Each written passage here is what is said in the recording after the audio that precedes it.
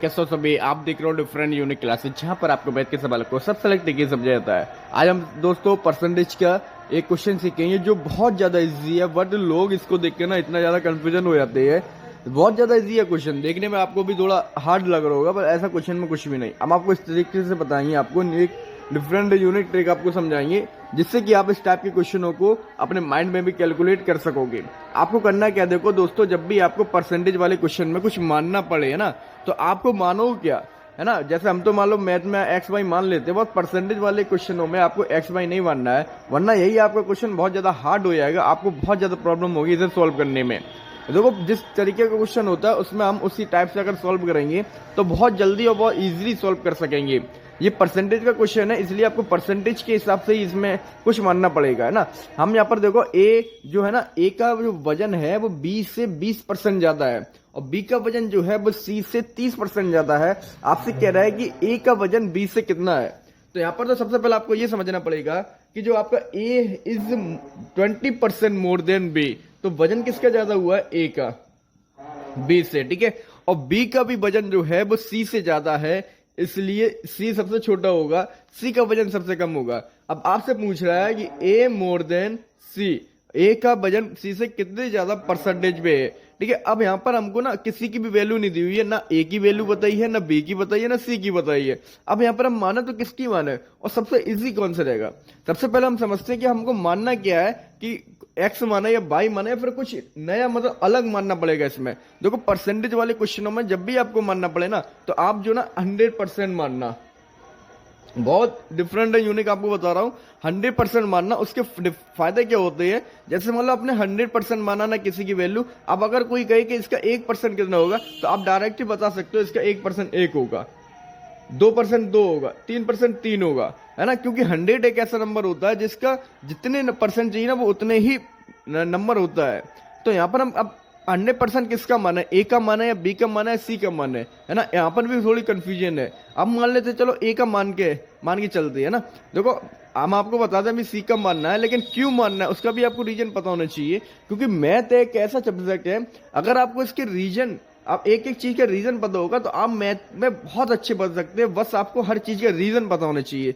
हम लोग करते क्या, मैथ को पढ़ते हैं, कभी भी उसके बेसिक को नहीं समझते कि सर ऐसा ही क्यों है, इसमें इसकी वजह क्या है, हम लोग वजह नहीं पूछते, इसलिए हमको मैथ में कभी भी होशियार नहीं बन पाते। अगर आपको मैथ में स्मार्ट बनना है तो आपको मैथ के एक एक चीज का रीजन पता होना चाहिए कि 100% माना तो क्यों माना है। अब 100% हमने इसलिए माना है क्योंकि इसका जितना परसेंट चाहिए ना, 5 10 15, तो उतना ही होता है इसमें, ठीक है। अब 100% किसका माना है, ए बी सी, इसमें वैसे हमको सी का मानना है, लेकिन क्यों मानना है वो समझो आप। देखो हमने अगर मान लिया ए का अगर हमने 100% माना है, तब बी का कितना होगा। अब बी जो है ना वो ए से 20% कम है। अब आप डायरेक्टली लगा इसमें 20% कम कर दोगे तो आपका कितना रहेगा, 80%। ये आपका गलत हो जाएगा, क्योंकि ए का जो वजन है वो बी से 20% ज्यादा है। अब देखो आप 80 में 20% आप ऐड करो तो 80 का 20% कितना होगा, 16। तो आपका ये 96 हो रहा है, 96%। जबकि ए का तो हमने कितना माना है, 100, है ना। तो अब आपको यहाँ पर क्या प्रॉब्लम आएगी कि ए में हम कितना माइनस करें कि बी का राइट कैलकुलेट आ जाए, तो ऐसे में थोड़ी प्रॉब्लम आएगी, है ना। अब आपको यहाँ पर जैसे मान लो बी का 80 निकल के आ रहा, अगर आप बी का 90 मानोगे, ठीक है, तो 20% ऐड करोगे, फिर आपके 108 हो रहे हैं, और ए का तो हमने 100 माना है। तो यहाँ पर थोड़ी प्रॉब्लम आ रही है कैलकुलेट में। आपको करना क्या है, अब देखो अगर हम बी का मानना है 100%, है ना, अब बी का माना है तो ए का तो इजीली निकल आएगा। ए का कितना हो जाएगा, 120%, और बी का 100%। अब सी का कैसे आएगा, क्योंकि सी का जो है बी का जो वजन है वो सी से 30% ज्यादा है। अब सी का कैसे निकालोगे, अब सी के लिए आप डायरेक्टली बी में से 30% कम तो नहीं कर सकते। अगर 30 कम करेंगे तो हमारा 70 आ रहा है। परसेंटेज में ऐसा नहीं होता कि 30% अगर कोई ज्यादा है तो 30% कम कर दें, आपका आंसर नहीं आएगा। जैसे मान लो ये 30% ज्यादा है ना, अब आपने 100 में तो 30% कम कर दिया, 70 आना चाहिए ना। अब यहाँ पर देखो अगर हम इधर से अब इस साइड जा रहे हैं कि 30% भी ज्यादा है, तो 70 में 30% हम ऐड करो, कितना हो रहा है आपका, 7 1 से 191% हो रहा है केवल ये 70 जो है आपका, उसमें आप 30% ऐड करोगे, 7 21 91% हो रहा है, लेकिन है कितना 20 का 100%। तो परसेंटेज में ऐसा नहीं होता कि आप प्लस माइनस कर सकते हो। आपको अगर 20 सी से बी जा रहा है ना 30% ज्यादा, तो आप सी से ही 30% जोड़ सकते हो इसमें। जैसे मान लो आपको दो नंबर दे दिए जाए 120 और 100, है ना। अब यहां पर देखो आप, अब आपका ये नंबर जो आपका 100 का 20% इसमें ऐड है, ठीक है। आपका 120 हो गया, ये कितना 20%। अब ऐसा नहीं कि अब इसमें से आप 20% माइनस करके 100 ला सकते हो, अब नहीं आएगा 100। अगर आप 20% माइनस करोगे इसमें से तो आपका ये आएगा 96, क्योंकि 12 दूनी 24। तो मैथ परसेंट में यही सबसे ज्यादा प्रॉब्लम आती है लोगों को, कि लोग मतलब अपोजिट कर देते हैं माइनस। यही इसमें सबसे कंफ्यूज। आपको जिस तरीके से बताया ना, आपको उसी तरीके से चलना पड़ेगा। आपको बताया कि सी से बी तरफ गया है 30% ज्यादा, बी जो है 30% ज्यादा है सी से, तो आपको सी से बी की तरफ जाना है। तो हम क्या करेंगे, हम यहाँ पर जो परसेंटेज माना है ना, वो हम माना ही सी का माना ही हम कितना 100%। ध्यान से समझो आप सवाल को, सी का क्या माना ही हम 100%। बहुत इजी है क्वेश्चन। सी का हमने 100% माना है। अब मानना कैसा है, सबसे छोटा जो हो उसको आपको मानना है, फिर बड़े की तरफ आपको बढ़ते जाना है। अब बी कितना है ज्यादा, 30%, तो अब इसमें हम इजीली जोड़ सकते हैं। ये कितना हो गया आपका 130%, ठीक है। अब ए कितना है 20%, किससे 20%, बी से। अब बी में आप 20% ऐड करो, कितना होगा इसका 10%, 13 दूनी 26, 26 ऐड करोगे आपके आगे 156%, ये आपका निकल कर आएगा।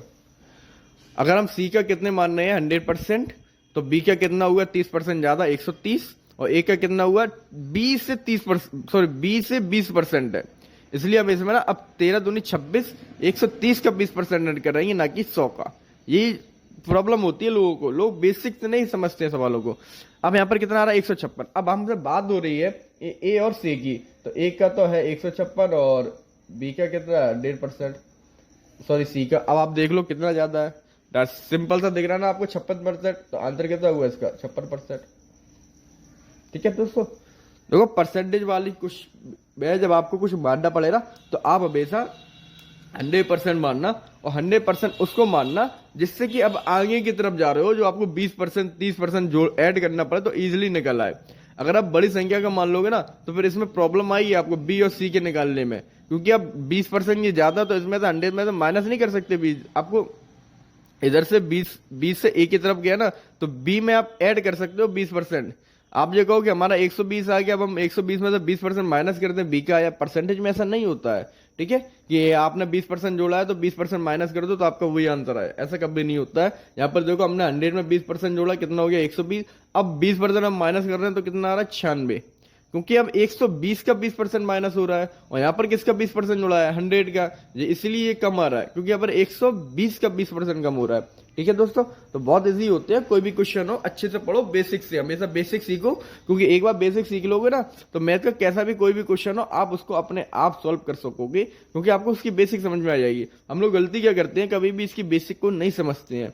और परसेंटेज में अगर आपको कंफ्यूजन है, प्रॉब्लम है, तो आप पूछ सकते हो, कैसा भी आपका कोई सवाल हो। और इसकी जो डिटेल्स है ना परसेंटेज की, वो वीडियो में बनी हुई है, उसमें आप जाके देख सकते हो। ठीक है फ्रेंड्स, ओके।